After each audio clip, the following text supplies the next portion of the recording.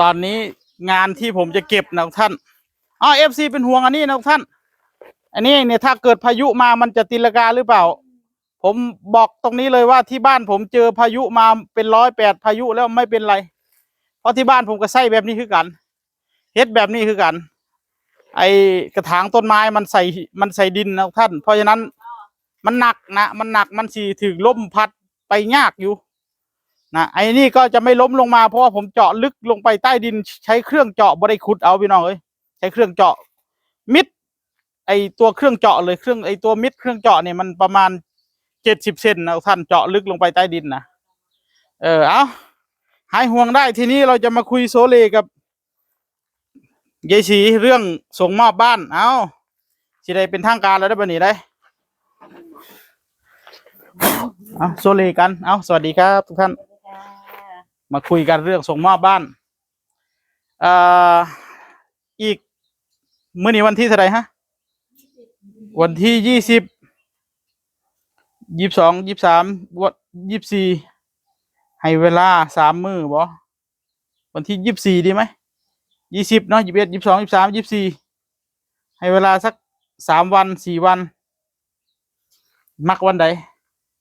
ส่งมอบในวันไหนก็ได้ไม่ต้องเอาเลิกสวยหรอกผู้ใหญ่บ้านที่ว่างอยู่บ่เฮาถามผู้ใหญ่บ้านเบิ่งก่อนอีกจักประมาณ 2-3 มื้อก็ได้ว่างเอาวันที่ต้นไหนไงแม่มาจังเพ็ดเนี่ยจอนวันที่23กับ24ลองถามผู้ใหญ่บ้านเพิ่นเบิ่งแล้วจะยังโทรหาผมก็ได้ว่าเพิ่นว่างบ่ว่างคันเพิ่นบ่ว่างเขาก็เลื่อนไปมื้อใหม่ก็ได้เนาะให้เอาวันส่งมอบเนี่ยกับไปบอกแขกเนาะเดี๋ยวคุยก่อนเดี๋ยวค่อยโซเลกันวันส่งมอบบ้านนี่เป็นการผูกข้อไม้ข้อมือธรรมดาไม่ต้องใส่เงินไม่ต้องมีเงินบ่ต้องเอาเงินถ้าจะใส่ให้มันเป็นพิธีก็ได้ถ้าบ้านเราน่ะใส่เขาจะมีใส่ไข่ไก่เนาะ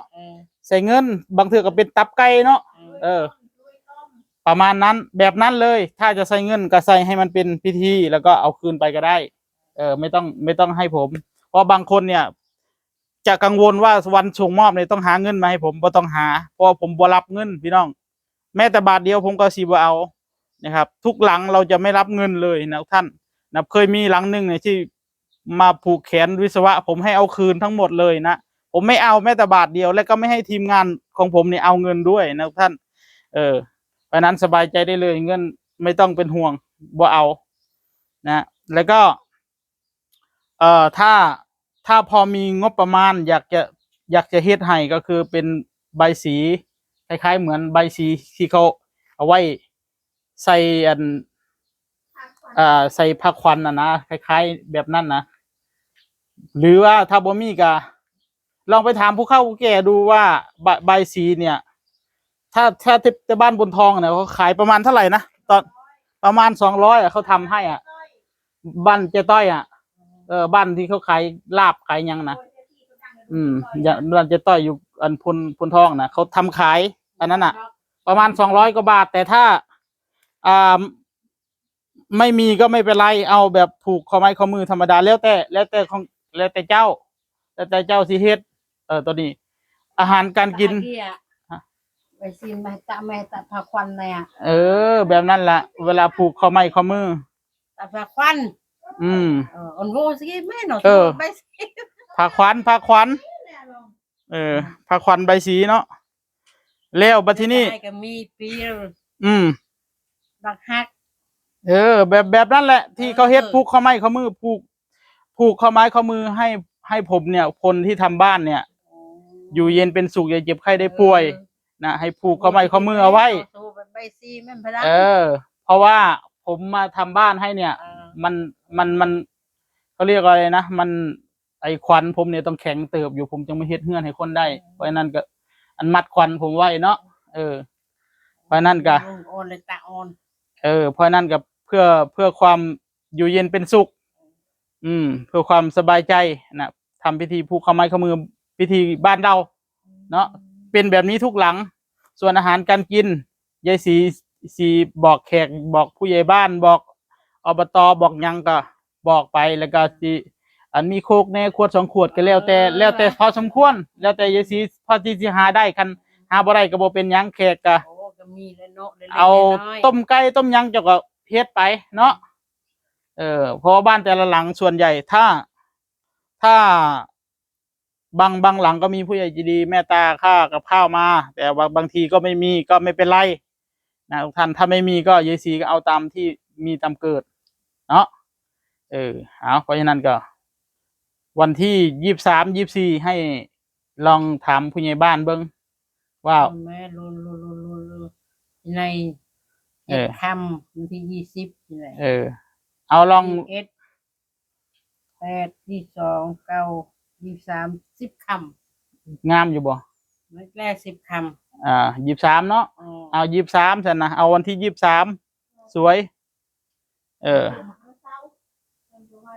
เอาถ้างั้นก็เอาวันที่มันสวยแล้วกัน วันที่23เนาะแล้วก็ไปบอกผู้ใหญ่บ้านไปบอกแขกไปบอกอย่าลืมเราได้ผู้ใหญ่บ้านเพราะผู้ใหญ่บ้านเป็นคนแนะนำมาหลังนี้น่ะ พี่เขาเบิ้นผู้ใหญ่ผู้ช่วย ผู้ใหญ่ผู้ช่วย เอาไป แล้วก็ชาวบ้านเท่านั้นก็บอกเพิ่นนั่นแหละถ้าเพิ่นสะดวกเพิ่นก็มาเพราะว่าก่อนที่จะมาทำบ้านยายศรีเนี่ย ผมได้ทำการสำรวจกับชาวบ้านแล้วบ่แน่ว่าผู้ใหญ่บ้านให้มาเลยผ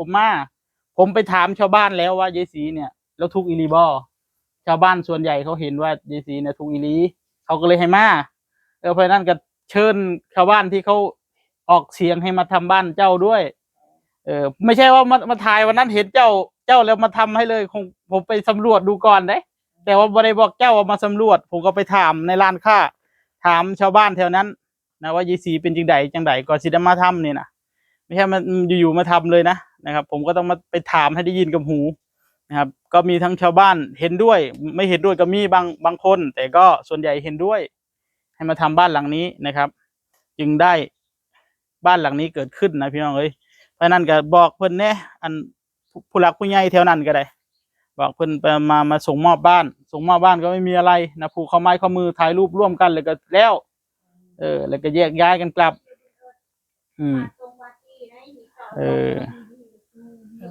หรือว่าถ้ามีเท่าแก่ก็มันธรรมเนียมบ้านเราก็อาจจะมีเหล้าขาวอย่างก็ได้แล้วแต่ขวด2 ขวดพอจะเป็นพิธีก็แล้วแต่แต่ผมบ่กิน แต่ผมบ่กินส่วนเท่าแก่เพิ่นกินกันแล้วแต่มันยังไงจนต้องก็ต้องมีหมู่บูดเอาประมาณนั้นนะวันที่23คันว่างามก็เอาเลยนะผมช่วงนี้วันมื้อ2 มื้อผมก็สิได้เซาเมื่อยก่อนพักก่อนผมก็ประมาณนั้นพักเฮ็ดส่งมอบบ้านแล้วก็สิได้ไปต่อได้พี่น้องได้ไปทำบ้านหลังต่อไปต่อนะครับก็จะประมาณนี้แหละทำเสร็จก็ส่งมอบไปทำหลังใหม่ต่อเรื่อยๆนะที่สำคัญไปเฮ็ดหม้องใหม่เนี่ยอย่าลืมได้เบิ่งกันได้โลนไปไอ้เจ้าล่ะฝากบอกลูกบอกหลานเลยโลดเบิ่งได้นี่ได้ผู้สร้างเฮือนให้อย่าลืมเขาได้